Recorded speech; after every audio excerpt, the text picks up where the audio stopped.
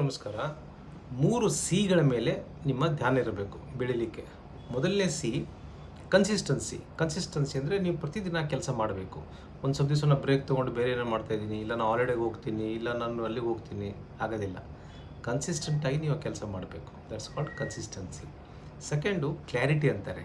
Clarity ಅಂದರೆ ನೀವು ಇದು ಗೊತ್ತಿರ್ಬೇಕು, ನಾನು ಯಾಕೆ ಮಾಡ್ತಾಯಿದ್ದೀನಿ ಅಂತ. ನಾನು ಯಾಕೆ ಮಾಡ್ತಾಯಿದ್ದೀನಿ, ಕೆಲವೊಂದು ಗೊತ್ತಿರೋದಿಲ್ಲ ಕೆಲವರಿಗೆ, ನಾನು ಯಾಕೆ ಮಾಡ್ತಾಯಿದ್ದೀನಿ, ಹೆಂಗೆ ಮಾಡಬೇಕು, ಕ್ಲಾರಿಟಿ ಇರೋದಿಲ್ಲ. ಸೊ ಕನ್ಫ್ಯೂಷನಲ್ಲಿರ್ತಾರೆ. ಸೊ ಕ್ಲಾರಿಟಿ ಆಗಿಲ್ಲದ್ರೆ ಏನಾಗುತ್ತೆ, ನಾನು ಯಾಕೆ ಮಾಡ್ತಾಯಿದ್ದೀನಿ ಅಂತ ಗೊತ್ತಿರೋದಿಲ್ಲ, ಹೆಂಗೆ ಮಾಡಬೇಕು ಅಂತ ಗೊತ್ತಿರೋದಿಲ್ಲ, ಸಕ್ಸಸ್ ಆಗೋದಿಲ್ಲ. ನೀವು ಯಾಕೆ ಮಾಡ್ತಾಯಿದ್ದೀನಿ, ಹೇಗೆ ಮಾಡಬೇಕು ಅಂತ ಕ್ಲಾರಿಟಿ ಇದ್ದರೆ ಸಕ್ಸಸ್ ಆಗುತ್ತೆ. ಮೂರನೇದು ಕಮಿಟ್ಮೆಂಟು. ಕಮಿಟ್ಮೆಂಟ್ ಅಂದರೆ ನೀವು ಅದಕ್ಕೆ ಬದ್ಧರಾಗಿರಬೇಕು, ಆ ಕೆಲಸಕ್ಕೆ ಬದ್ಧರಾಗಿರಬೇಕು. ನೀವು ಅದು ಬಿಟ್ಟು ಬೇರೆ ಏನಾದರೂ ಮಾಡೋಕ್ಕೆ ಹೋದರೆ ಆಗೋದಿಲ್ಲ. ಆ ಕೆಲಸಕ್ಕೆ ನಾನು ಕಮಿಟ್ಮೆಂಟ್ ಆಗಿದ್ದೀನಿ, ಬದ್ಧವಾಗಿದ್ದೀನಿ, ನಾನು ಶಿಸ್ತಿನಿಂದ ಮಾಡ್ತೀನಿ ಅಂತಂದರೆ ನೀವು ಯಶಸ್ಸು ಕಾಣ್ತೀರಾ. ಸೊ ಈ 3 ಸಿಗಳನ್ನ ನೆನಪಿಟ್ಕೊಳ್ಳಿ. ಒಂದು ಕನ್ಸಿಸ್ಟೆನ್ಸಿ, ಎರಡನೇದು ಕ್ಲಾರಿಟಿ, ಮೂರನೇದು ಕಮಿಟ್ಮೆಂಟ್. ಈ 3 ಸಿಗಳನ್ನು ನಿಮ್ಮ ಹತ್ರ ಇದ್ದರೆ ನೀವು ವಿಜಯಶಾಲಿ ಆಗ್ತೀರಾ.